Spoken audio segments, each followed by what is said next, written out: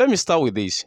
You can't be my student and be scared of maths, physics, chemistry, further math, or even biology inclusive. You can't be my student and be scared of those core science subjects. It's not possible. Take a look at this question. I will give you time to solve this. Try it. Pause the video and solve it. Drop your answer in the comment section. Which of these options is correct? You will never see them putting option A, B, C, and D. But this is one option, second option, third, and fourth option. Of course, where I got this question from is somewhere. GCSE, the same year, November 2022, question 4.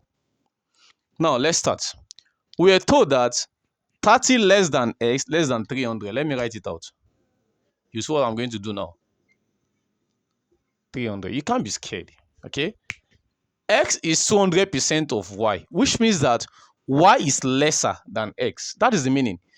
X is 200% of y, which means that y is less than what? X. So that means that any of these options that is more than this 30 and 300 will never be correct. Which means that we can rule out what? This option is wrong. This option is also wrong. So the answer will be between what and what? This and this. It's as simple as that. So how do you get that? We are told that x is 200% of y, which means that x is 200% means what? 200 over 100 of y. That is the meaning. That's the meaning.